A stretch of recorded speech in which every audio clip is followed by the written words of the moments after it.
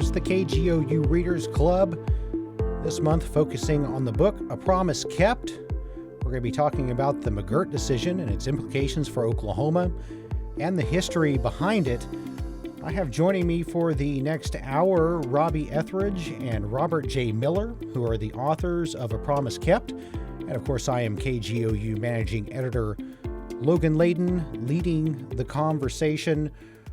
Robbie and Robert, do you mind if I call you Bob for the purposes of the show? Bob's perfect. Very good.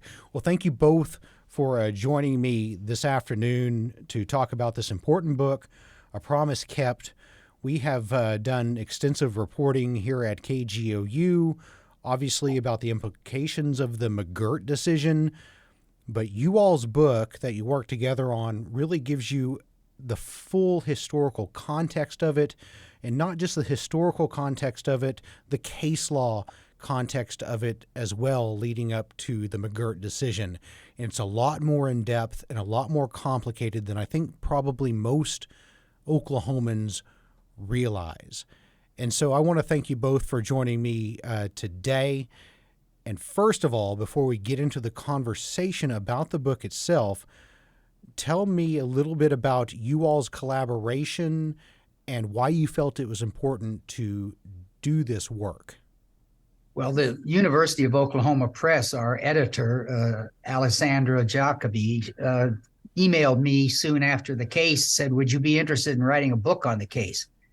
And I said, well, sure. But I was worried that I am not a historian, and I know how much history behind the Muscogee Creek Nation and peoples ending up in the Indian Territory. And so I thought of, gosh, who could I turn to and ask to help write this book? And so obviously the first person that I thought of was Robbie Etheridge, who I collaborate with other work. And Robbie, you can tell this part, of course, but it's been a match made in heaven. Yes, it really has. When they asked me to come on board, I jumped at the opportunity.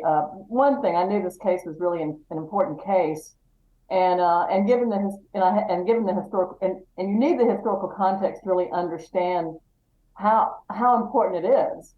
So when they invited me to participate, I was more than happy to do so. And I got to say, working with Bob has been awesome.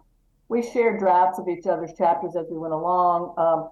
Much of the jurisprudence of the case, I wasn't familiar with that, so I learned a lot working with Bob on that alone, and that in many ways kind of directed the history, because obviously history is quite big.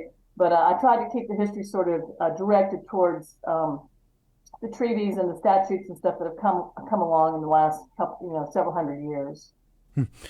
I see, and that's what we want to talk about here in the first part of the show, is the whole history leading up to this, and it is vast, and it goes back centuries before the United States was a country, even before the New World was discovered by European explorers. So that's where we want to start, and we'll go with Robbie, because it was you, Robbie, right, who really took on the mantle of the historical history of the Creek Nation, right? That's correct, yes. Okay. Well, why don't we just be fairly basic about it here? Where does the Creek Nation come from?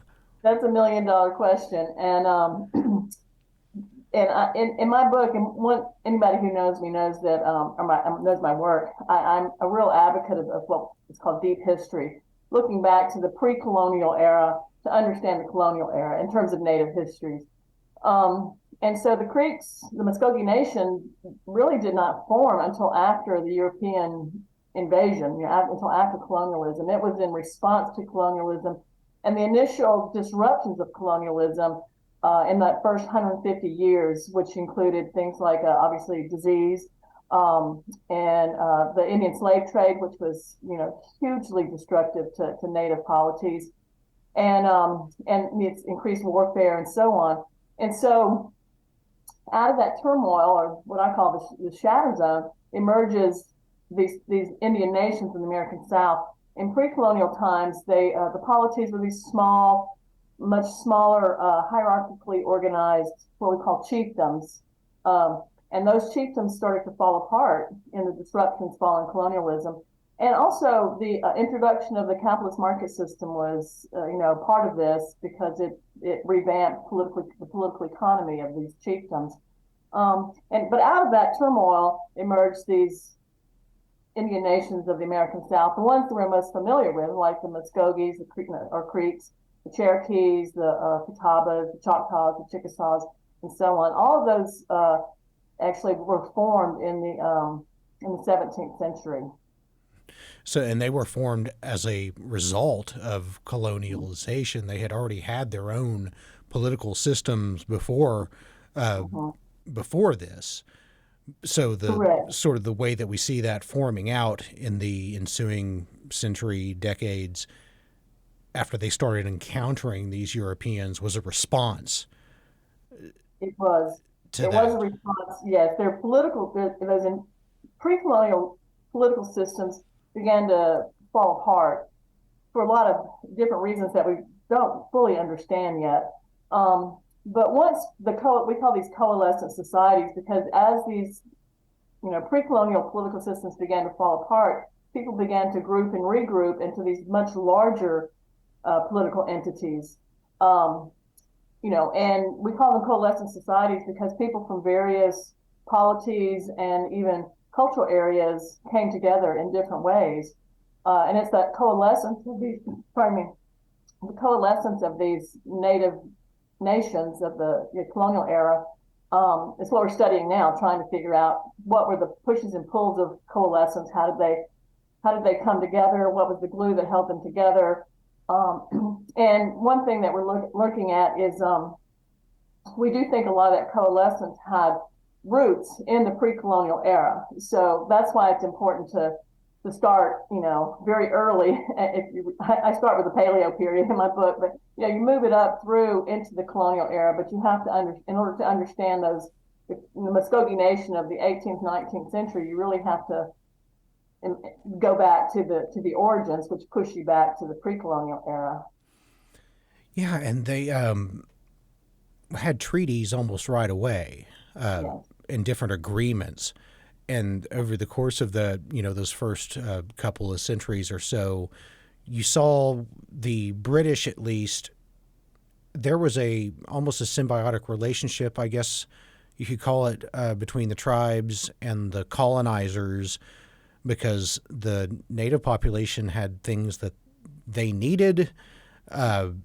So it almost seems like, as I read the book, the relationship between these tribes and the British before the American Revolution was fairly beneficial for both. I would say that. I think it was mutually beneficial. You have to remember now, the British, Great Britain was a big, powerful global power. But the colonies, up until the American Revolution, were these very sort of small, I call them trade depots, basically. They grew in size over from the beginning till, over the 200 years from when they were founded to the American Revolution. But they started out as these very small, and they were, in terms of population, they were very overwhelmed by Indian people. I mean, the Indian populations were still very large, despite the demographic decline from the disease and slave raiding. You still had a lot more native people than you did Europeans at the time, and also the Europeans were dependent on the Indian trade. That's really what kept those colonies afloat, especially in the American South, but even in the North. It wasn't the plantation agriculture in the South. That was, it was vibrant and a good and a steady economic avenue, but really what kept those colonies afloat was the Indian trade. And it moved from trading in Indian slaves to trading in skins and furs and things like that. So during that era, I would say that the British were look, there was always a power differential. I'm not going to say there wasn't. But I think in that case, I think the Indian people, at least the American South, held the balance of power in those years because they were instrumental in that trade. They were absolutely necessary for the procurement of skins, for the transportation of skins, for the curing of the skins. They did all of that, you know. And you know, they grew dependent on the British, just as the British were dependent on the native peoples. Well, so one of the things that I really like about this book, this is unabashed history. This is just straight up history. And yes, the Indian trade, as far as indigenous slaves, the tribes participate in this. Mm-hmm, yeah. Absolutely. And you have to understand that was again, trying to keep the chronology here. The Indian slave trade was within the first about 80 to 100 years of colonization. And it collapses kind of its own cruel weight when they just end up slaving so many people, mostly women and kids were the captives. But in the pre-colonial era, those small polities that I talked about, they were it wasn't a friendly, you know, everybody loves everybody place. I mean, there was a lot of animosity, a lot of hostility between these polities, and you know, and warfare was exalted. It was a masculine activity, and it was considered, you know, almost a divine activity. So warfare was something that was endemic in life, right? So when now captives can be sold on the market for guns and ammunition, there was no end of enemies you could raid for these captives, right?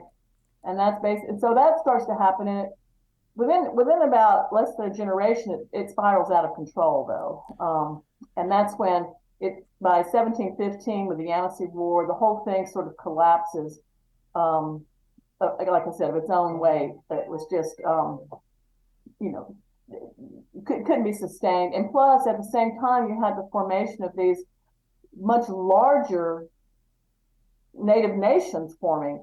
So, for instance, whereas you might be willing to raid one of those small pre-colonial polities, you were not going to raid the Muscogees, right? Because they were by now they were quite large, and they had an agreement amongst themselves that they didn't slave each other. So, you know, so those things sort of work towards, you know, the end of the slave trade. And then at that point, native peoples are now completely involved in the global trade system. And, you know, they're dependent on guns, ammunition, and cloth and metal tools, just like everybody else, right? And so they are now involved in the trade, and they just moved to trading skins. Yeah, and we see, you know, during these early years that the tribal nations, the indigenous peoples here in America had power whenever it came to these sorts of trades and negotiations. We would see that dwindle away over the coming century or so, which we're going to talk about shortly. We're going to take a very short break here. This is the KGOU Readers Club. The book today that we're focusing on is A Promise Kept, and we're talking about the McGirt decision for Oklahoma. You hear us talking about the 15th century at this point, but I promise you it's leading up into the 21st century, that's for sure. And I've got the authors of the book, Robert J. Miller, Robbie Etheridge, with me. We'll return in just a moment on KGOU.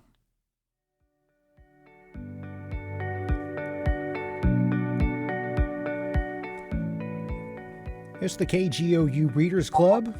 The book is A Promise Kept. I'm KGOU Managing Editor Logan Layden. I've got the authors Robbie Etheridge and Robert J. Miller with me. Well, let's get back into it here as far as the history, and I feel like, you know, we gloss over so much. So we've only got an hour. Those early days of colonization, you had the tribes here in North America with some power. They had things that the colonists needed and vice versa. So there were treaties, negotiations that would end up benefiting both. When does that start to change? By the time we get to removal, you look back over, and so many promises had been broken already. Was it the American Revolution? Was it when they had to actually start dealing with America as a sovereign nation on its own that things really started to go against the indigenous populations? if I had to pick a point in time, that would be the watershed moment, and a lot of reasons for that. One is that prior to that, there were three European claimants to North America. Of course, it was inhabited by native groups, but three European nations claimed parts of North America, and I'm most familiar with the American South, so I'm mostly speaking about that. But these are the French, the Spanish, and the English. And while you have these three contesting for the Indian trade, and also not so much for land. I mean, they were still trying to get land, but land wasn't the main thing at the time. I think it was mostly the trade, and so the Indian nations were very adept at playing these European nations off one another, and they could do that very easily. I see, Bob. The playoff system. Yeah, I was just going to add, most people that write about American Indian treaties point at the War of 1812 as being a major change, but exactly backing up what Robbie said, because now England and the United States had agreed on the boundaries between their territories. The English mostly withdrew into modern-day Canada, and the tribes only had one power to deal with, and that was the United States. So it reaffirms what Robbie just said. The tribal peoples were excellent at playing European countries off against each other. Now all they had was this United States. Yeah, they sort of came, toe to toe with the Americans. And at the same time, we see a decline in the deerskin trade. And the skin trade overall starts to decline. But certainly in the American South, the deerskin trade starts to decline for several reasons. And then what is really key here is that when America gets settled, it's land. It's all about land at this point. Before that, the British wanted land, and they would acquire land through treaties. But the real land grabs happened after America was established, and that was largely because that's how Americans, especially elite Americans, saw the way to make their fortune was through land speculation, and especially in the American South through plantations, cotton plantations in particular.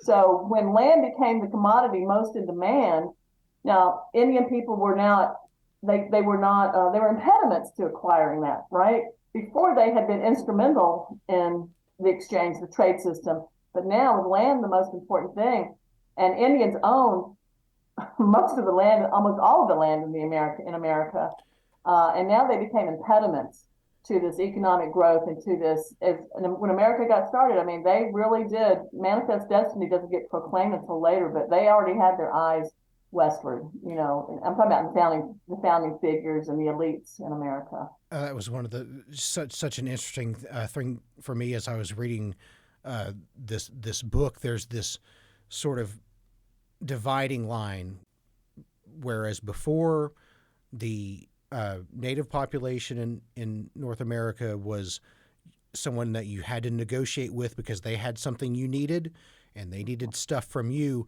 And then there's this sort of transition to where now these native populations are simply in the way of what we're trying to do. The fur trade is going down.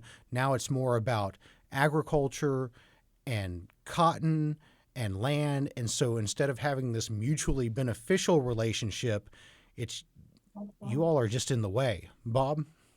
Yeah, I'd like to make just two quick points that I emphasize in my classes. But General George Washington wrote a letter of advice to Congress on September 7th, 1783.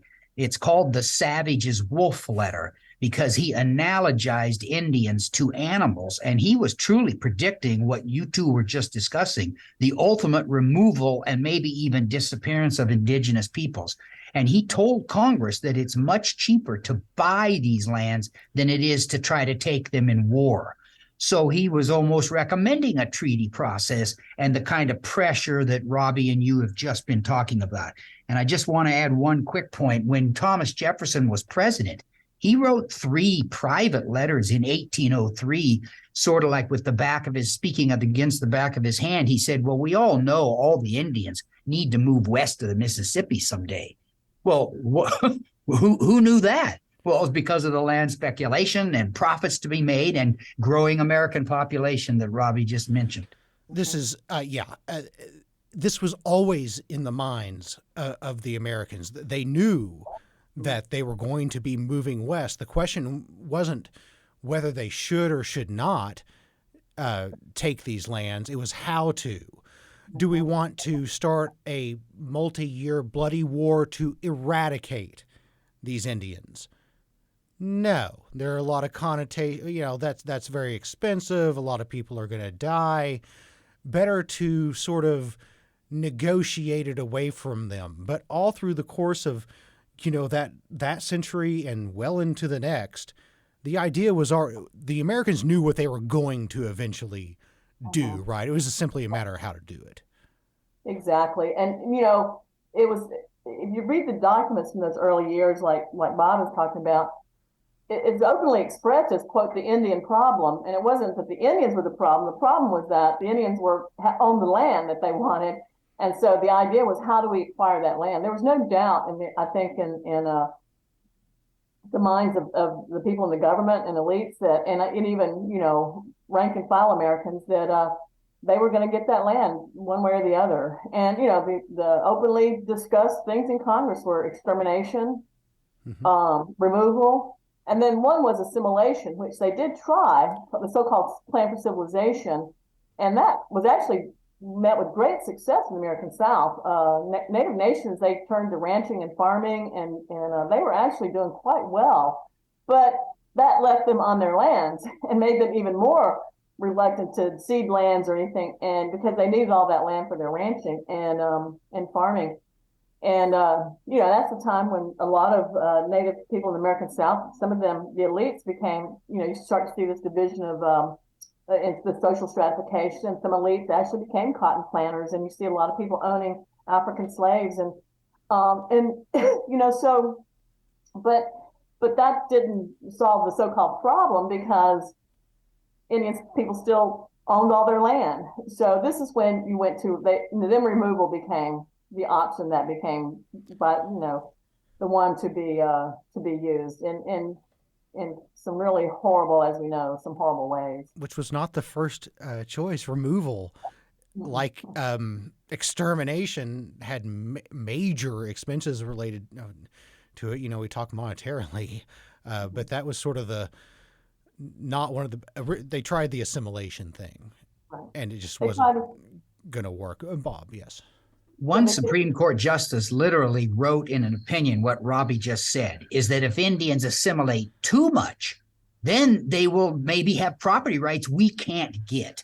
So exactly what you said, Robbie, is 100% correct. I'm afraid the assimilation thing was maybe almost a fraud to just, that Indians are going to die out and we're going to get everything they own. So we're going to get it by buying it or by war or by diseases, et cetera. I agree. The assimilation, this Plan for Civilization, there was never any real commitment to it with the federal government. Certainly the state governments were completely against it.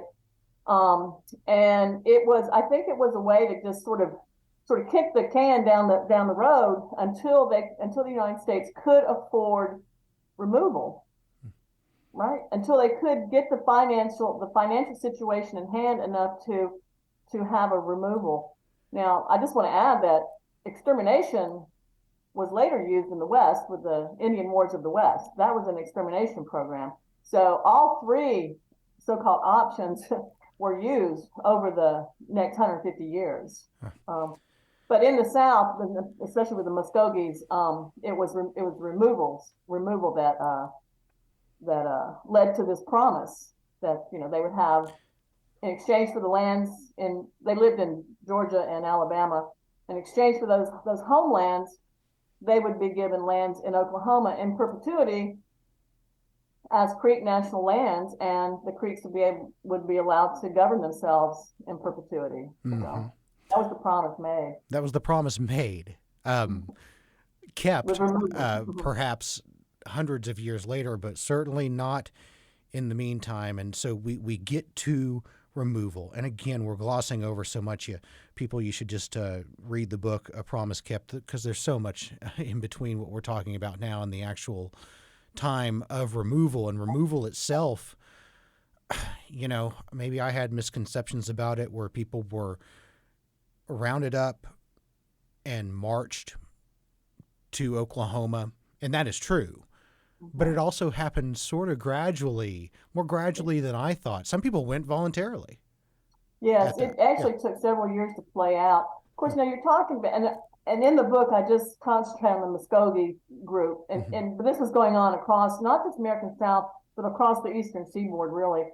And so it took, and we're talking about tens of thousands of people being uprooted and forcibly relocated. Now, I say forcibly because with the Creeks, there were some voluntary migrants, people who either saw the handwriting on the wall or thought that they'd have better opportunities out there, or in some cases they were under the pay of the federal government. So there were some groups who migrated, but by and large, the majority of Creeks resisted removal and were forced to remove. But again, it took several years to play out. And not without a lot of resistance. One of the things I learned, the Seminoles in Florida, maybe I'm wrong. They're Creeks? They were Creeks. They were former Creeks who had left the Creek Nation largely. In fact, there's a new book coming out on this. It largely over disagreements about the relationship with the Americans. And when things started to get really bad right around the time of removal, when anyway, again, like you said, there's a lot in here, but the state of Georgia and Alabama revoked all rights of the Creek Nation, and at that point, the Creeks themselves started a resistance movement, and out of that resistance movement, the Seminoles migrated away from that area into Florida, where they became known as the Seminoles.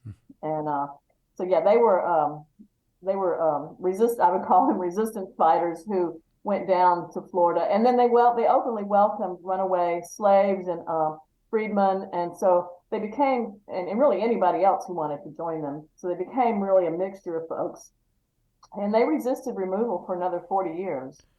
So they were quite adamant they weren't going. Which, from what I read and understand at this point, disadvantaged them when they finally were removed to Oklahoma against their will, because there were already others there. The U.S. government had made them various promises as far as providing for them whenever they got to Oklahoma that were marginally kept. Well, yeah, and in fact, their first land in Oklahoma was they were supposed to just amalgamate with the Creeks who were in Oklahoma, and there was so much resistance at the time. The Seminoles had already pretty much considered themselves a separate people, and there was also a lot of animosities between them. And so eventually the United States carved out a piece of Creek country for the Seminoles. For the Seminoles in Oklahoma. There's still Seminoles in Florida, and Miccosukee. There's some groups down still that never were removed. They hid out in the swamps and Everglades down there, and now of course they have federal recognition and doing quite well with their casinos and whatnot. But the ones in Oklahoma, they eventually carved out a piece of Creek country for them. Yeah. And just one final point, and then we're going to take another break, and then, Bob, we're going to talk about how all of this relates to the McGirt decision here very shortly, because it does. But one thing that's always sort of interested me about removal is Oklahoma at that time was not just a barren land with no people in it already.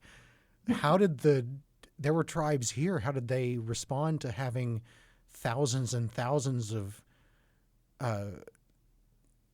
people from other tribes in the East coming into their territory, into the United States care at all?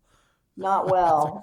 There was a lot of animosity and hostilities between what they call the Eastern and the Western groups. And the federal government had to step in several times to try to quell, animosities and hostilities that would break out. But that sort of distrust and animosity, it lingered into the 20th century.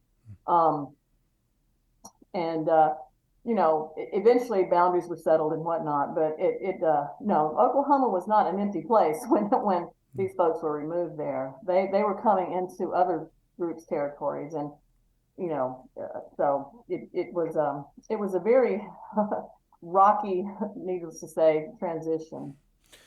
And deadly, of course. We read in the book about just the mass number of people who died either on the journey to Oklahoma or in the ensuing time period once they tried to settle here, to the point, I think, by the time of statehood, what was it, 10%, something like that, of Oklahoma was actually native peoples. Yes, so it was quite a few by the time of statehood. There was I can't remember offhand the exact percentage, but it was a large number of the population were native peoples. Yeah. We're going to take another quick break here, and then we're going to come back. We're going to talk to you, Bob, about the McGirt decision. I could spend the entire hour just talking about the history of the Muscogee Creek Nation and never get to it, but we have limited time. It's the KGOU Readers Club. The book is A Promise Kept, and I've got the authors Robert J. Miller, Robbie Etheridge. We'll be back for more in just a couple of minutes on KGOU.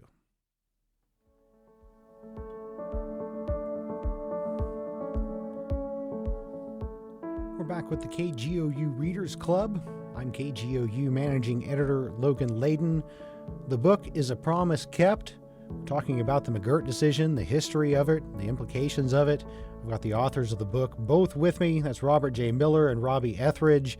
And we're back for our final segment here. We've got about 16, 17 minutes left to finally get to McGirt itself, and some of the implications of it. But you need to understand that history that we just spent the last 35 minutes or so talking about to fully understand it. So, removal happens.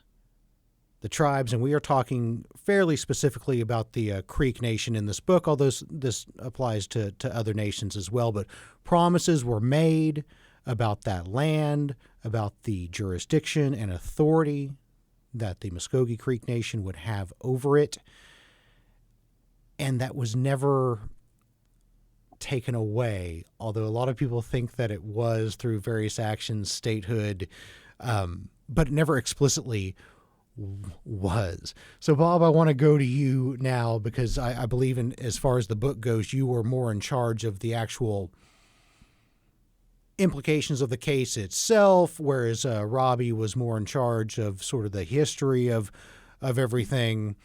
So tell me why the McGirt decision is important as it relates to all of what we just discussed there. I called the McGirt decision a bombshell in an article I published in 21. This is a major change for both Oklahoma and the United States and the Indian nations whose reservations are being re-recognized. So McGirt, as you said, it was only about the Muscogee Creek. But since that decision was rendered July 9, 2020, the Oklahoma courts have now re-recognized the reservation borders of, I think, 8 or 9 other tribes. I'm a citizen of the Eastern Shawnee tribe of Oklahoma, which is in the very northeast corner of Oklahoma, and our reservation from 1888 is in the process of being re-recognized. It's in the courts right now, and Oklahoma is fighting it. But a trial judge already decided last year that our reservation still exists too. So this history that you and Robbie have been talking about and the treaties the United States signed with the Muscogee Creek, my tribe, other tribes, are crucial to this story because Article 6 of our Constitution says that treaties are the supreme law of the land, and every state and, of course, the feds have to comply with it. So the Muscogee Creek signed the treaties that you and Robbie were talking about, and then once they arrived in the Indian Territory, it, of course, was not Oklahoma until 1907. But the Creek signed treaties, I'm going by memory here, I think in 1832 in the Indian Territory, 1852, 1856, and then after the Civil War in 1866. And that's the treaty that the Supreme Court had to review. It literally used the word reservation. I believe the Treaty of 1856 and then of 1866 are the first time that the Creek treaties said reservation. But the United States recognized the borders of the Creek Nation and promised to protect them. And as Robbie and you were talking, the tribe was to be the sole government in charge of jurisdiction over its people and its own affairs. And so, like you said, once Oklahoma becomes a state, people just began to think there were no Indian tribes and to think there were no reservations. But boy, Logan, I want to dispel that idea right now, because in the 1906 Act, it's called the Oklahoma Enabling Act. When Congress allows a new state to join the Union, they put various conditions and requirements on the territory before it can become a state. And the Oklahoma Enabling Act of 1906, Congress said, we will let the Indian Territory and the Oklahoma Territory merge and become a state if you do X, Y, and Z. Well, one of the conditions was that you never claim jurisdiction or control over Indian lands and affairs and peoples. And so Oklahoma said, fine, we'll do that. And in your Constitution to this very day, Logan, Article 1, it's in like the first paragraph. The Oklahoma Constitution says we will never claim jurisdiction over Indian nations, their lands, and their rights. So the idea that somehow the state decided there were no tribes and no reservations is ludicrous and goes against the history and the law. Yeah, as a matter of law. I guess, you can look back through the history of all this and say, well, the United States made lots of promises to the tribes that they didn't live up to.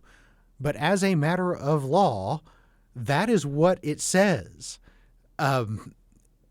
And the Constitution requires that it be complied with. And so the tribal nations didn't just sort of evolve away because Oklahoma became a state, and it's very inconvenient for them to have this jurisdiction.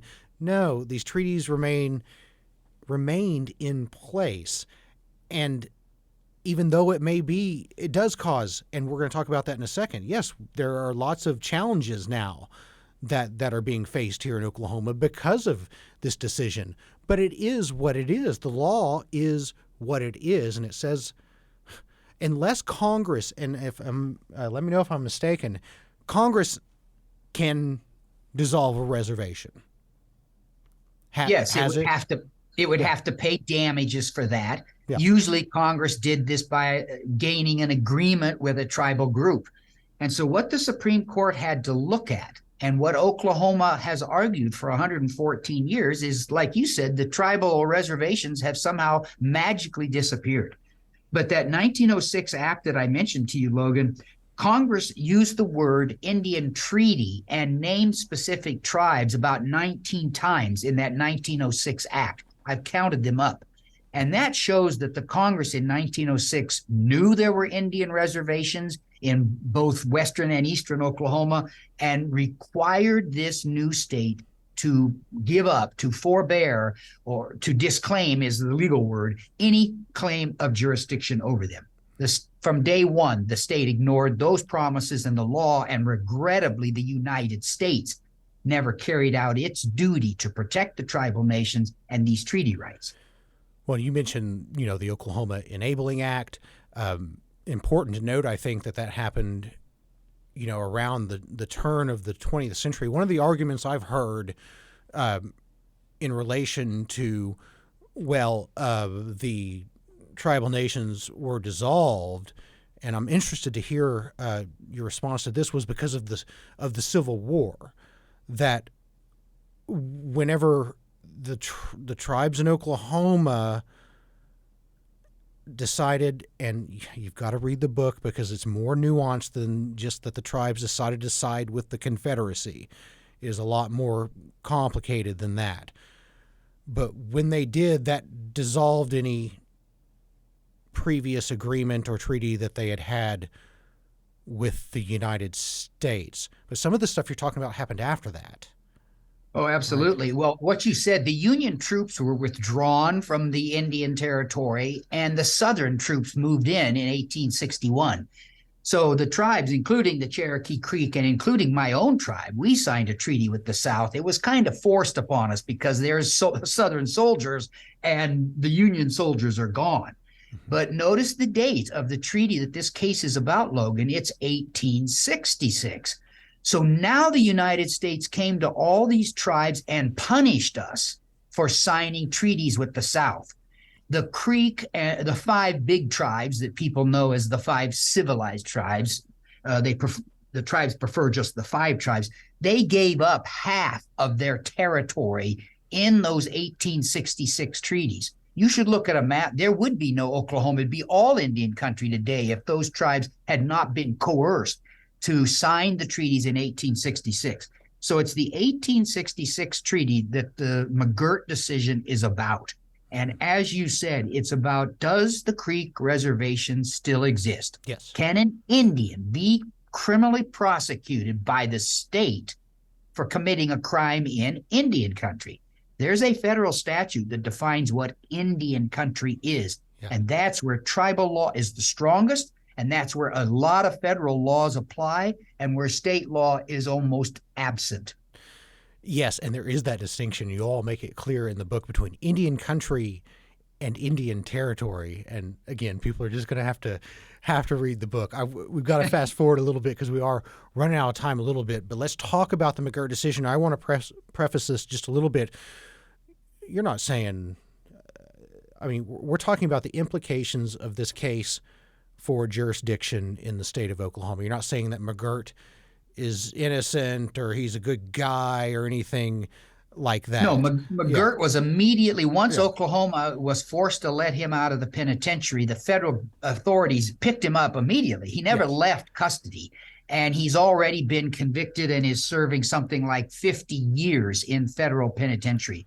Almost all the criminals, Logan, that have been affected by McGirt, and Oklahoma is screaming about it, had to let out of prison, almost every one of them were immediately arrested by the federal government or a tribal government and have either already been prosecuted and convicted or are in the process thereof.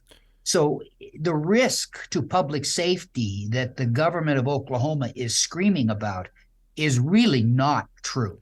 Well, and that's a distinction that is made in the book. There's this sort of argument from, say, the governor and the state that this is sort of the sky is falling, the prison doors are going to be opened up, and all these criminals are going to be out in the street, and this is just a huge disaster.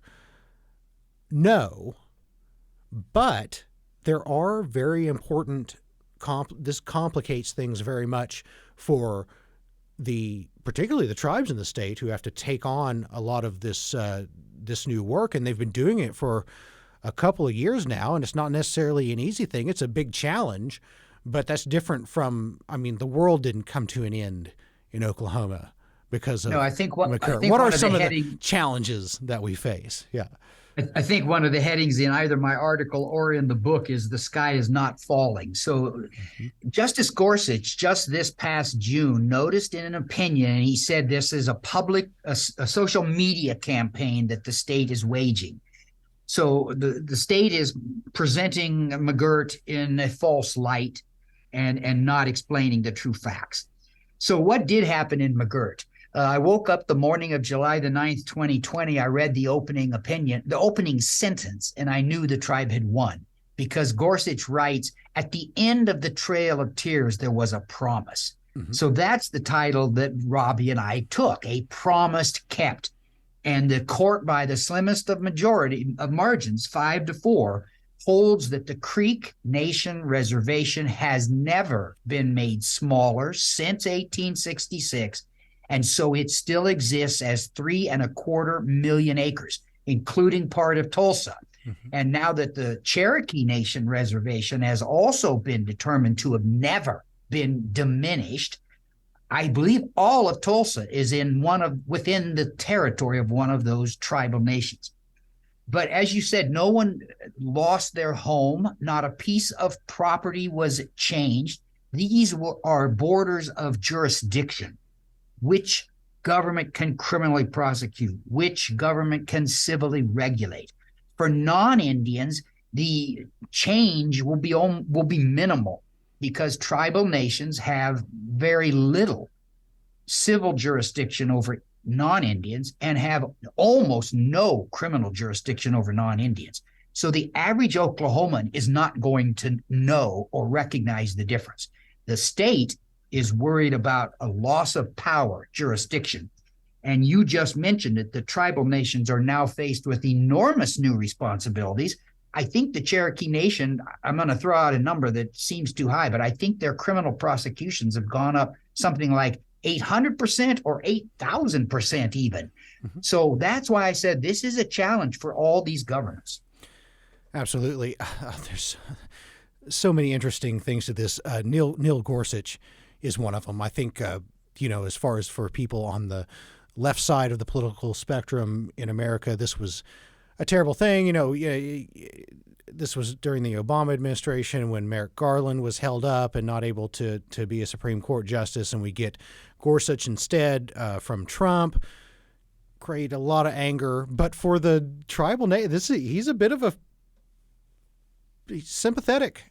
The tribal nations were relatively happy with Justice Gorsuch. The National Congress of American Indians is the most well-known, biggest, and oldest tribal organization. They were happy that a judge from the West had been appointed to the court, and they anticipated. Gorsuch sat on over 70 Indian law cases when he was a judge on the 10th Circuit. The 10th Circuit Federal Court of Appeals encompasses Oklahoma. So he does know Indian law, and since he's been on the court, he has voted 8 out of 9 cases in the favor of the tribal litigant, and the tribes have won 8 out of 9 cases, which is an amazing reversal. And I think McGirt is the biggest of all 8 of those wins. And we still have, as you point out in the book, the implications of McGirt we're just seeing over the last couple of years. These things, we'll have to look back in 30, 40, 50 years to get a full picture of what the actual... Robbie and I wrote in the book, and Gorsuch, in the opinion, the majority of the court hoped that the state, the feds, and the tribes would negotiate and work these issues out like Oklahoma and the tribal nations have been doing for 30 or 40 years.